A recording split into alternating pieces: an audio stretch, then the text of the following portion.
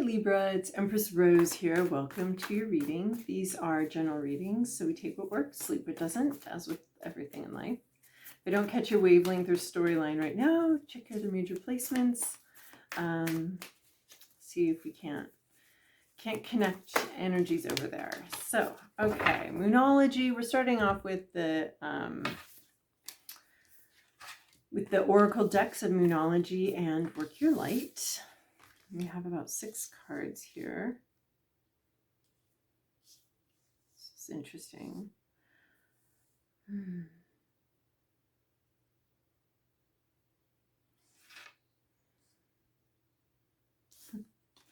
Okay.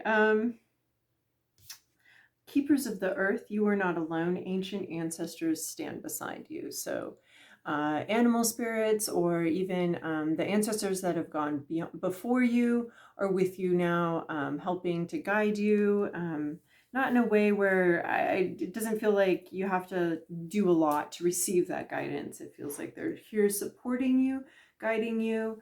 There might be something about your history here. But the main message is that you're not alone, and that that you're not going through whatever you're going through alone. And there's also a sense of, some sort of ancestral energy being around you, and it's a good energy, even if maybe some of your ancestors weren't so good. That energy's been purified, and it takes a special interest in you, and it's here with you, helping you. And if there is guidance, it's not something you need to be stressed out about looking for, or trying to find, or trying to connect with. It's just there. It's there foundationally supporting you. It's that guidance and that energy with you. It's just there. We also have soul family. Call in your tribe. You don't have to do it alone. Again, you are not alone. Second message, you're not alone here. And it's just a deep connection possibly with someone. Soul family, call in your tribe. You don't have to do it alone. So if you're feeling a little overwhelmed, there's something going on that's a little intense for you, don't do it alone. You don't have to do it alone. There can also be a connection here, a deep soulful connection coming in with someone, and being important in the next little bit. We also have Imrama. Where are you being called to journey to? This could be a vision quest, a sacred place, a pilgrimage.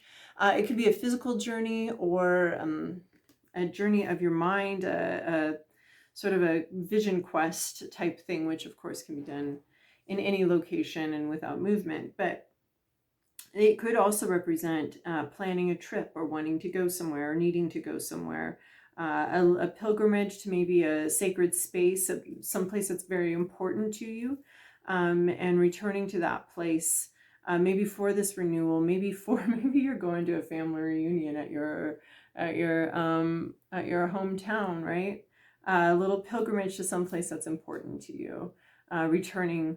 There's a return to some kind of deep connection. We also have emotions are running high, super moon. You know just what to do. Not just, maybe you do know just what to do. I don't know where that came from, but you know how you feel. You know how you feel. This is sort of a little bit high key energy here. Super moon, emotions are running high. It's the Moonology, so we don't have the sun card, right? But this is as close to the sun card as we get. It's just, there's an exuberance, an obviousness. Something's going to be very clear here coming up for you. How you feel is very clear. What you want is very clear. There's something maybe that's been hidden in the shadows that's going to be coming out very clearly and very openly. So it's not a secret. There's not some secret feelings or secret situation. There might be, but the situation we're talking about, it's going to be very clear. It's going to be very, very obvious, with that exuberance that can't be hidden. With that, it won't be able to be hidden. So if you are connecting with something or some place, it's not going to be, was that it? It's going to be clear. That was it. It's time to release negativity. Full moon in Scorpio.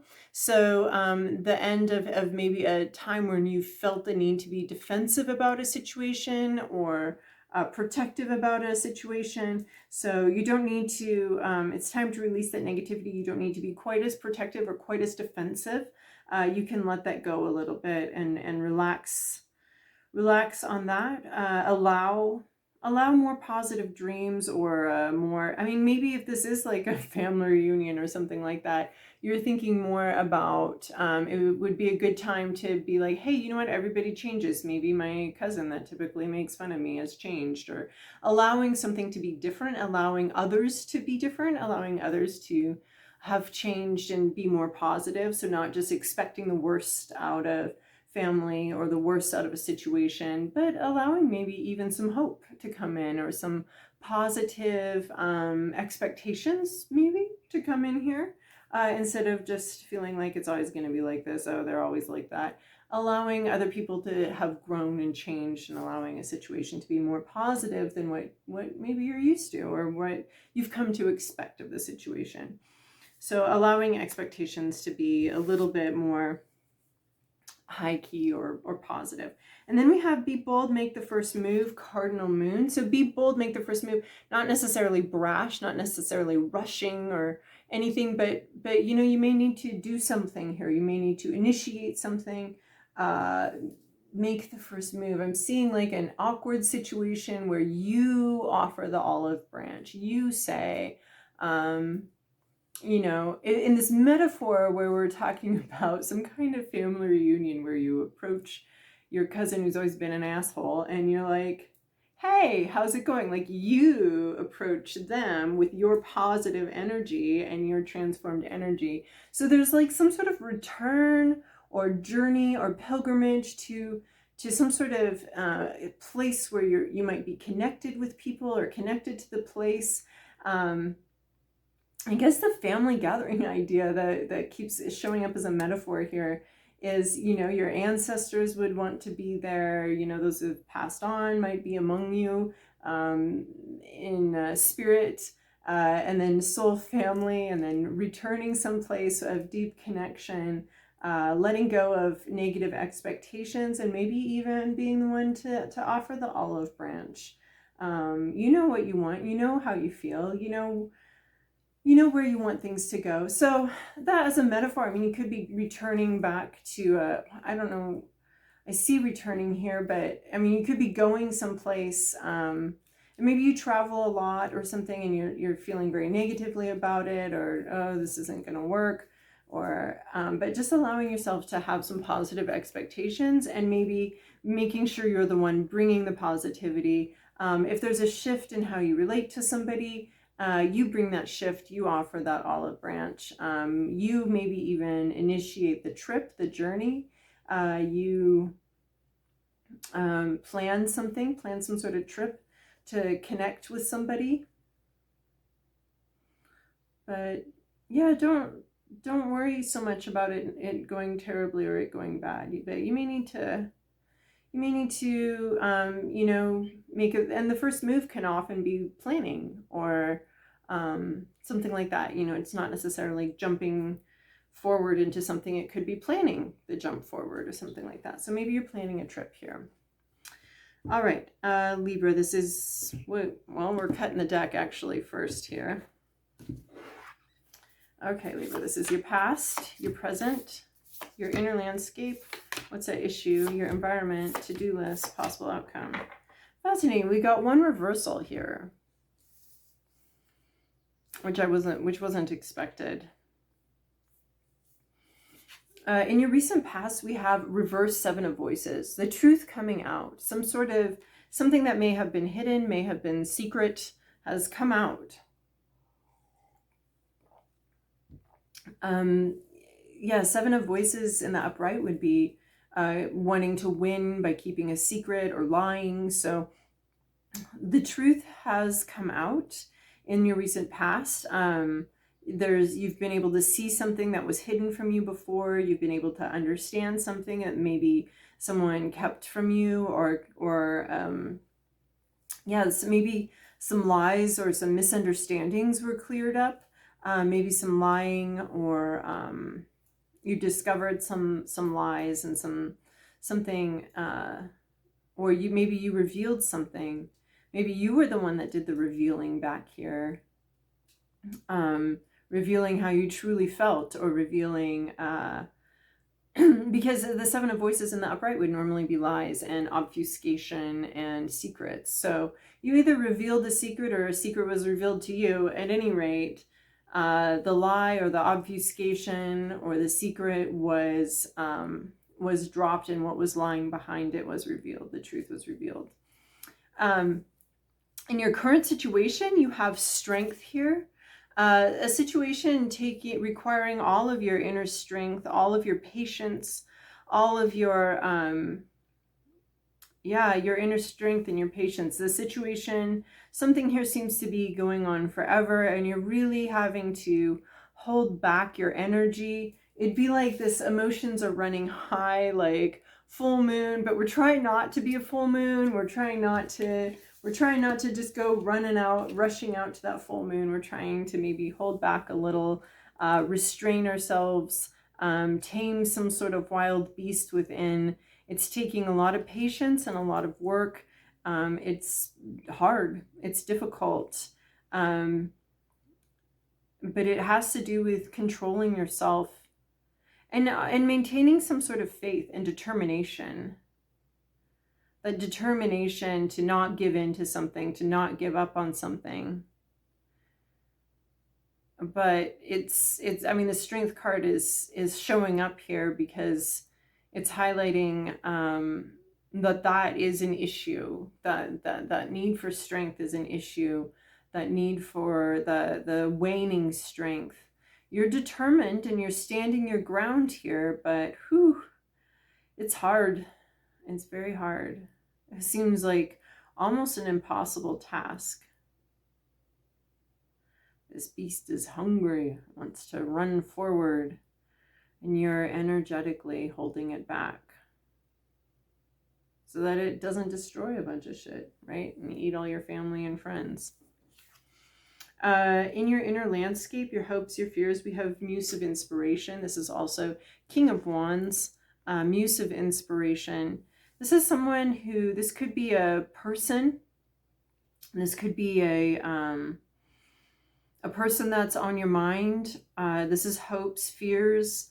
This could be a hope that you're hoping to be this person, or be someone sort of worthy of the title King of Wands. You know, King's Muse has a lot of maturity to it, a lot of ability to handle intensity, handle the fire, handle this these wands, this inspiration, and they lead from a place of inspiration, and they're a highly intuitive person, but that intuition is in service of others. The intuition is poured out for the benefit of the world.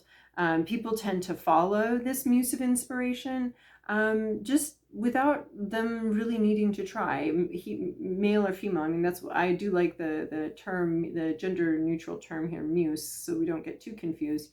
So the people follow without really without really needing to think about it. They don't need to be cajoled into following this Muse of Inspiration. They don't need to be convinced of it. This is someone who's and this person, the mastery that they have over their passions, not over their passions, but their ability to work with their intuition and their passions, and to manifest and bring into the world these passion-based inspirations, and this intuition that they have quite a mastery of that, right? Able to hold the flame of inspiration and that power, and that and that the wands basically in their hands, being able to handle this intensity here, this heat. And inspiration, wands, that's talking, so the Muse, the King, we're talking about mastery, we're talking about an ability to bring an inner spark and lead and provide and for the community, and provide that leadership for the community very effortlessly through their own inspiration and their own connection to their own intuition. So the wands are intuition, their creativity, their sexuality, all of that kind of sits in the same energetic part of ourselves. So this is someone with a lot of mastery over that. So you're either wanting to be that person, hoping to accomplish that, or that's something that that you're thinking about, a person that you're thinking about that's on your mind. What's at issue here is this Eight of Emotions reversed. So not moving forward, a little bit stuck situation. There's even like, there might even be like a vision here, an idea of what is wanted and what is desired out of this situation, some sort of idea, some sort of concept, some sort of calling, right? That intuition is calling forward, but there's no movement towards it. There's a sense of Eight of Emotions in the upright would be having this this sense of okay, I'm not satisfied here, what I need is not here, and I see maybe not something specifically, but I see a direction I'd like to go. So someone's not answering the call here of their intuition. They might be getting quite strong intuitive hits. They may not, someone may not have the strength to follow that intuition forward. So there's something here with this Eight of Emotions of just not being satisfied here. Or maybe someone is just satisfied enough and right where they're at that even though their intuition's calling them forward, they're not moving forward with it because here's good enough. So and there could just be not, or maybe you just can't see where you're going. You don't have an idea of where to go. Like you might be aware that this isn't exactly where your final resting place or where you need to be, but not quite sure what to move towards or how to move towards it. In your environment, you have Six of Materials. This is give and take, sort of balancing out things. So give and take, a partnership, not necessarily a partnership, but this is the give and take of resources, time, money. Sometimes it flows here, sometimes it flows there. This is having a flow with others about the distribution of resources. So time and money, sometimes it's yours, sometimes it's theirs. There's something here about the distribution and the balancing out of karmic debt loads. There's some sort of it, so it's materials, so it's coins. So yeah, there's just a distribution, maybe issue could be going on where the flow feels imbalanced right now, but it's meant to flow back and forth, right? It's meant to, we don't play, I don't know, you'd have to play volleyball the way I play volleyball, which is like just having fun keeping the ball in the air. And not trying to make points. But if you were just to play a game, or let's play catch, right? We're playing catch where both people want to throw accurately and both people want to catch accurately. So we're playing catch. Catch is not successful if we slice the ball in half and put it in each mitt and call that like, wow, we both like have equal handling of the objects, right? So the ball goes from one court to the other, from one glove to the other glove, and that's a little bit with the resources. The resources, the time, the energy, the attention goes from one to the other, and overall we balance it out. But it has to do with that flow and keeping flow going. So something in your environment is addressing the Six of Materials, this flow of possibly intention or money or creation. So yeah, they're playing catch here. But we're keeping the roses intact, and they just flow from one person to the other. In your current situation, we have, or your to-do list, the energy you need to interact with, we have Seven of Inspiration. This strikes fear into every Libra's heart. This Five of Inspiration, I mean, this is open conflict. This is dealing with and interacting with that other people may have other strategies, other goals, other needs, other desires, and talking about it openly. In this card, we see less than open conflict. We see people not willing to look at other perspectives. So maybe that's a little bit of what you need to do too, is dealing with conflict, but in a way where you have your perspective and you're entitled to it and you don't need to give it up. You don't need to pretend to see, you don't need to try to see everything from everybody else's perspective. You're entitled to your perspective here. I mean, this is the energy that you're being asked to interact with. So we're going to interact with this Five of Inspiration energy, this open conflict energy, as healthy as possible.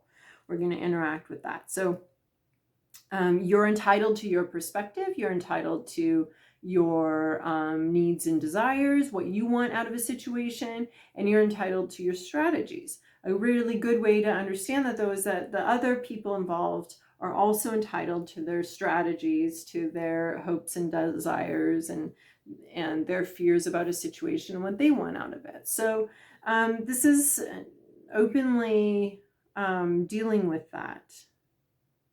And there could be a lot of different things that people want out of the situation.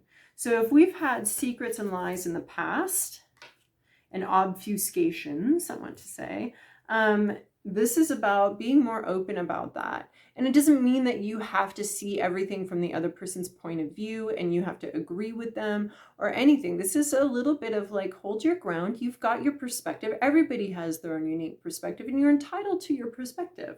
So you don't need to see all of the perspectives. I think we're not asking you to be a king here where you see everybody's perspectives and you can integrate them all as we make good decisions for the good of the whole kingdom. That's not what I'm seeing here. I'm seeing here that you get to, or you need to come at a situation with your perspective, but openly. Don't hide it. Don't hide what you really feel. Don't hide how you felt before. You get to be open about it. You get to be clear about it, and you get to have what you want in your perspective. You don't have to agree with everybody. And your perspective can be wildly different from somebody else's. So allow that to be the case, right? If we're talking about something from the past or memory from the past, allow it. You get your perspective. You don't, and they get theirs as well. So allowing that needs to happen, and that discussion needs to happen openly, and with the discussion needs to happen openly and honestly, and you don't need to give up who you are and the way you see things, to see things from a more global perspective. The only thing you do need to do is recognize that they also get their perspective and how they see things. And then where you're headed here, this is Sun card. This is emotions are running high. Sun card, openness, being able to see very clearly. There's a lot of growth that comes in. This is the happiest card in the deck. There's an exuberance here, a joy here. Maybe we clear the air and we end up in a sunny spot, right?